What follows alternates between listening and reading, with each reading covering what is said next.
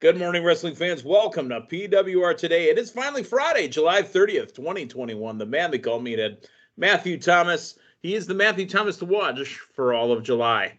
Did you say Matthew Thomas to watch or to wash? Because both of those may or may not be true.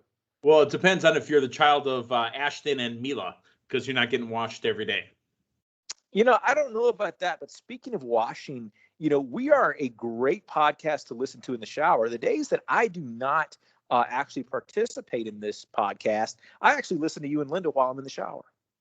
I'm uncomfortable with that. Ironically, Linda probably isn't. Just kidding. Let's move on.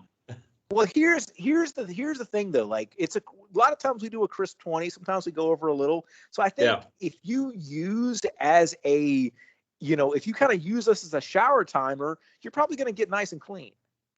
So fresh and so clean. Matthew, who's the sponsor today? When you get out of the shower, what kind of clothing are you putting on? Oh, you wash yourself, you dry yourself off really good because you don't want to get these fine garments too damp. That would be Collar and Elbow Brand. CollarandElbowBrand.com is where you need to point your web browser.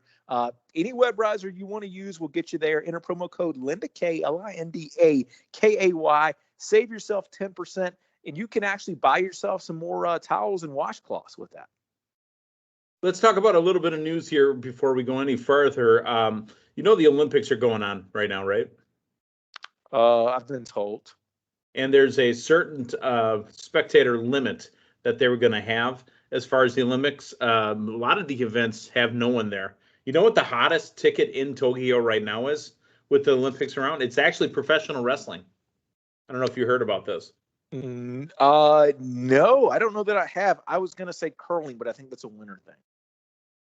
New Japan Pro Wrestling's Grand Slam, which was held before 5,000 enthralled fans at the 55,000-seat arena, the maximum level allowed under the city's COVID-19 state of emergency. They allowed 5,000 in there.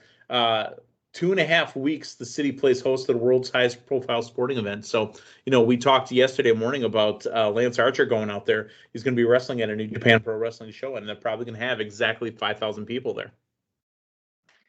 Well, I think he'll stand a better chance there than he will like doing the balance beam or the rings or some of the other. I think Lance Archer would do fine at the rings. Honestly, I think that's a thing he could crush. Yeah, well, I'd pay to see that. Well, we have a little bit more news that we want to get into here real quick. We touched on it earlier this week, and we touched on it yesterday. There's still talk. I mean, this is honestly the hottest thing going right now. CM Punk heading possibly to AEW. The tweets are out there. Punk is trolling us. He's got the big Stars show going on. I think this is perfect synergy for his show on Stars, the Heels program with Stephen Amell and AEW. Your thoughts on the synergy of CM Punk returning? I mean, it was always going to be a huge deal if it ever happened.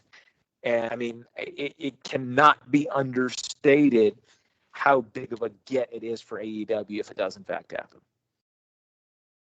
Okay. So we also promised that we were going to talk a little bit about, and yes, we know Smackdown's tonight, but I want to talk about the Kevin Nash interview on the Broken Skull sessions with Steve Austin. Matthew, have you seen it? Yeah, I did. I watched it shortly after it came out, actually. Overall thoughts before we get into some of the details. I loved it. I thought it was a great sit down and, some back and forth between two guys that I'd never really seen go back and forth a ton. And we kind of teased it yesterday. Kevin Nash and Steve Austin, stunning Steve Austin in WCW, they were on the road together. They rode in the same car. And, we don't see them on screen maybe enough, but really the lifelong, the lifelong lasting friendships happen when you're traveling from town to town. And apparently Kevin Nash was the driver. Now, you mentioned it when it first came out. Kevin Nash currently driving an 05 Mustang. How does 6'11.5" Kevin Nash fit into a smaller car like that? I don't know, but you know what? He knows his choice of vehicles. As we've referenced multiple times on this very show, I drove an '05 Mustang until it more or less got really close to blowing up on me. That was what I got stuck in Colorado in. That's now up to like 3 million some odd views on YouTube. So Kevin Nash and Matthew Thomas, we know how to pick our automobiles. I'm pretty sure Matthew Thomas fit in there a little bit better than Kevin Nash did. Yeah. Yeah, no, that's what was the phrasing he said? Statement. I mean, I pushed the seat all the way back. You couldn't put a chihuahua. You could have put a chihuahua in the back. Yeah, that's exactly what he said. Yeah, no, I know, knowing that car, I know that in fact would be a very snug fit. You know what it reminds me of? You ever see the original Police Academy? Yes, I have. Hightower ripping out the back seat, or ripping out the front seat and sitting in the back seat. 100%. That's that visual does come to mind. That and him yelling "yabba dabba doo" and just pedaling it with his feet. I mean, that's just how big Kevin Nash is. I love this interview because Steve obviously touched on his his beginnings. You know, Kevin Nash with the University of Tennessee made it to the Sweet 16 in the NCAA tournament. Played college ball. I did not know that Kevin Nash actually went in the Army for a few years. Had no idea about the Army. I knew about the college ball, but had never heard the Army tidbit. The Army threw me off. Again, you know, when I think of other references. Have you ever seen Heartbreak Ridge? No, I've never seen that. Okay. Little side segue. Did you know that Patrick Swayze had a brother? His name was Don Swayze. Did not know he had a brother, but I do know that I believe it was his mother actually ran a dance camp. That's why when came time for Dirty Dancing, the guy knew how to cut a rug. Here's why I mention it. Don Swayze was in Heartbreak Ridge. They called him the Swede. This dude looked like a beefier Brock Lesnar. So me picturing Kevin Nash in the Army, I pictured the Swede from Heartbreak Ridge. You ever see Can't Buy Me Love? Or is it, no, not Can't Buy. What was the Patrick Swayze movie where he was, not Patrick Swayze, Patrick Dempsey, where he was a call boy, lover boy. That's what it was. I don't think that I have. I've seen Patrick Duffy in quite a few TV shows, though.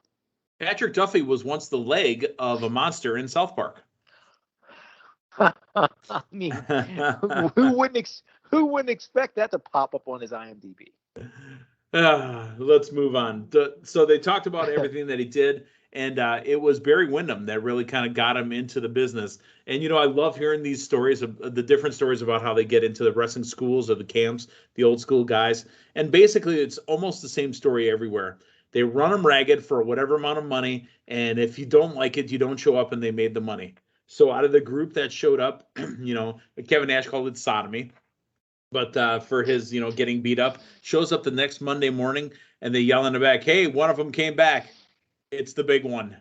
That I found pretty funny. Maybe that's a business you and I should start. Just like we get people to pay us a bunch of money, and then we run them ragged, and then we keep the money. I'm not that guy, but I mean, there's money to be made there, I guess. I mean, we can open a White Castle franchise at that point. Or we could do podcast camp, and that's what we do. We run them ragging on the air and then see if they come back for the next show. That's exactly what we do. Yep. All right. So they start talking about Oz, and, you know, they're both, you could tell Kevin Nash is an old school wrestling guy because he says your match was the Drizzlins, you know, the shits. They talk about Oz, and the character was the Drizzlins, and he goes, "All right, who came up with this?" And he almost seemed like offended to bring it up. Goes, "Sorry to say, but God bless his soul. Yeah. That's Dusty Rhodes. Dusty Rhodes. Big Daddy, what you'll do is you'll come out as this 7-foot green giant. You'll be the great and powerful Oz, Daddy." Oof. Dusty had a lot of winners. That was not one of them. But my goodness, man, you know, how many gimmicks like that, you know, that Nash go through and eventually land where he landed. I mean, you got that, you got Vinny Vegas, you got a lot of false start there, but the guy, you know, gave it his best shot. He persevered and, you know, ends up being one of the biggest names in the business. Yeah. I mean, from the Vinny Vegas being taken from My Blue Heaven, you know, the Steve Martin movie, the gangster movie, to the really getting seen. And I liked how he worked the office and said, "Oh man, hey Oli, my wife's gonna leave me if I don't leave the business. Can you release me?" Done. And then he sent it over to Vince, and he got picked up the next day. Yeah. And, it sounded like it was almost an afterthought of him getting that release. And little did they know, he was such a highly sought after talent for Vince, and for Shawn won that bodyguard. It was great stuff watching him do what he did. Now, Kevin Nash doesn't get enough credit for it, changing the pay structure of wrestling in general. There's always been talk of unionizing, but, the pay structure up until the 1996, a lot of guys weren't getting guaranteed money, and a lot of guys are scraping by, just to make what they could make. But Kevin Nash got guaranteed WCW money. Scott Hall got guaranteed WCW money. I liked just the making fun of Hogan and the pinfall on Macho Man. He says there's never been any love lost between the two of them. But what did he say? He goes, he was so close, we were just waiting for the tongue depressor next. Yeah. Had you ever heard of the talk of disrespect in that cover, in that spot? That was the first I've ever heard that brought up. First of it ever. I mean, I've never heard of it, but I understand it because the cover was weird. No, 100%. And now that they mention that, I can see that. I'll be looking for it. That's just, it's as long as that one of the most pivotal moments in the business has been discussed. I've never heard that angle and that take on it. And it's Steve that brought it up too, because he said that him and the boys in WWF were watching the match. He goes, "Oh, that cover. Oh." And here's the thing, man, as much of the business has been exposed and talked about, like, that is such a unique insight, backstage talk between the guys, that an interesting goal that I've never heard before. I thought that was so cool. That, and hearing that Undertaker was so pissed at Diesel for trying to do a sunset flip on Bob Backlund that he was going to run in on a match. Yeah. No, that was very unique. And, I really like the coverage of the whole Backlund thing, because I remember, when it happened, and being so shocked that they would change the title on a house show, and just hearing the mentality that went behind it. It's like, we're going to do this because nobody thinks anything ever happens. Because we got to pump house shows down. Yep. All right. So WCW, he refuted Goldberg's. You got to excuse me for a moment, folks. He refuted Goldberg's claims that Kevin Nash booked that finish, and I'm willing to buy Kevin Nash's opinion on this. Look, if I had the book at that point, why would I book myself to lose the following Monday in a finger poke of doom? I would have just kept winning and winning and winning. It doesn't make a ton of sense that, you're going to be the person to knock him off and then just go ahead and drop it. So he has the title a few times, but he does book in 99. And, he made a great point. Because of the taping schedule, they did live Monday, they did tape Tuesday, and they taped the following, Thursday's Thunder, and they did tape Monday, because they had to write Monday to match up. That right there, that taping schedule is exactly why a lot of Nitros and Thunders made no damn sense at all. Yeah. No, and I mean, you really look at the whole WCW run, and unfortunately, man, when Thunder started, going there every week, that's kind of really when stuff started to really start sliding. And it sucks because Thunder was a great show. I love the original Thunders. They were amazing. They should have honestly just ate it and went live. I mean, they were spending everybody else's money everywhere. The problem was, too, that, and this is very unique as well, when they say, and I've got a little background on this, when they say they were losing $15 million a year, pay-per-view revenues didn't go to WCW. They went to Turner Broadcasting Entertainment. 100%. And I mean, that's the more you hear about that conglomerate there, and then the AOL Time Warner merger there. I mean, so much going on behind the scenes that we're not wrestling folk. Yeah, and the like I said, the standards and practices, kind of beating them. I love the insight. I never heard this before either. That Kevin Nash and Scott Hall were on the other side of that garage door. Yeah. when DX was there with the tank. Oh my goodness. How awesome would that have been? I mean, you talk about Forbidden Door right there.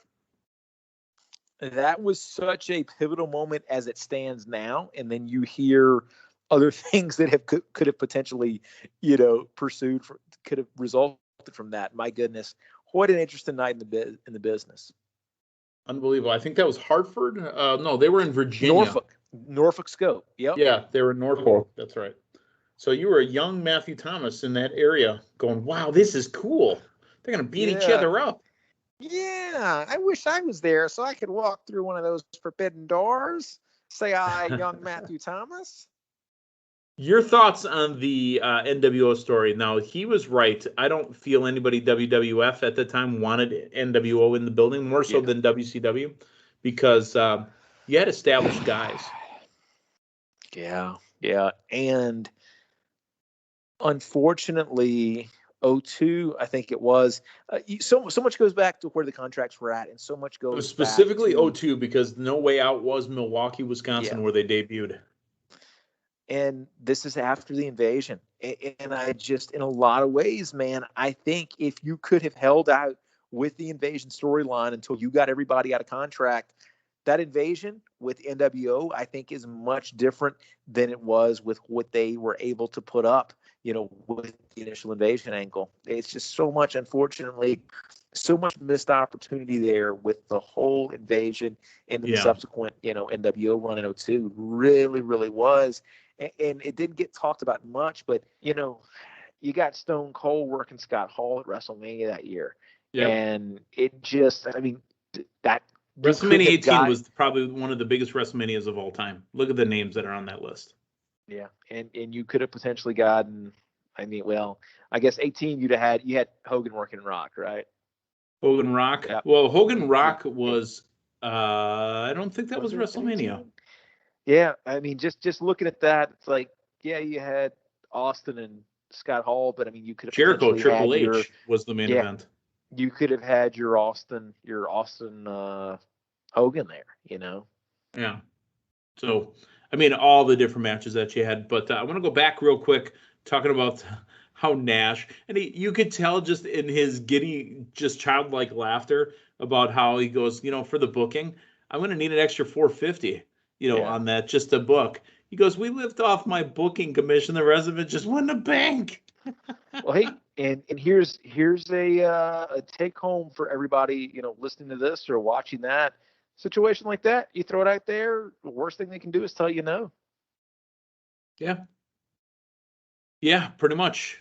We're a labor-starved society right now. So when you get a job, if you're interviewing in a job, propose something. Tell them what you want to start at.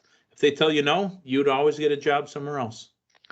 This has been Career Advice with Matthew and the man they call Meathead. You're talking to a guy that's had over 45 different jobs.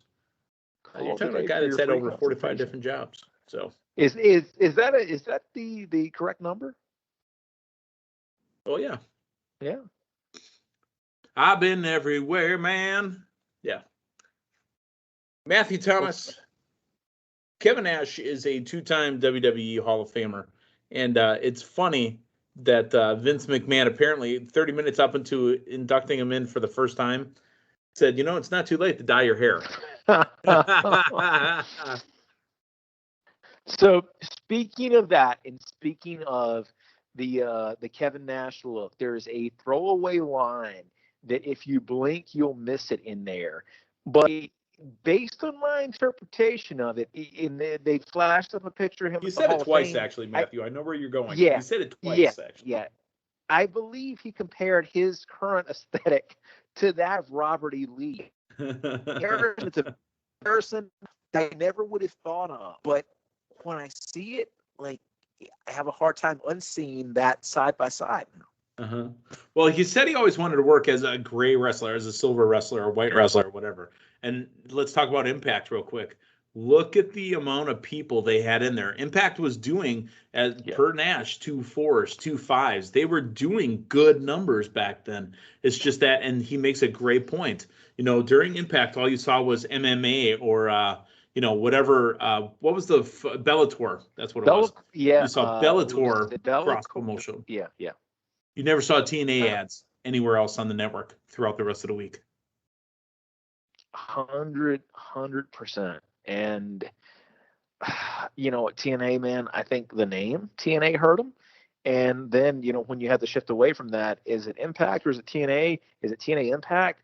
Just so many branding opportunities. But here's the thing. And one, I'd really like to do it from start to finish. It would a lot of time, but I'd like to bite the bullet, get Impact Plus, and just start watching those old Impacts run, week after week, and just take out of the context what WWE's doing, just see, just kind of go start to finish Impact. Because when you look at the storylines and you look at, the talent that they have had and currently still have, my goodness, I think that there is an appreciation and a reappreciation there that people don't realize that they'll necessarily have. Multiple former WWE talents, multiple former WCW talents, homegrown talents. Look at the homegrown talents that they brought up. This is where we really got to see the AJ Styles, the Samoa Joes, Kazarian, who's now the Elite Hunter in AEW.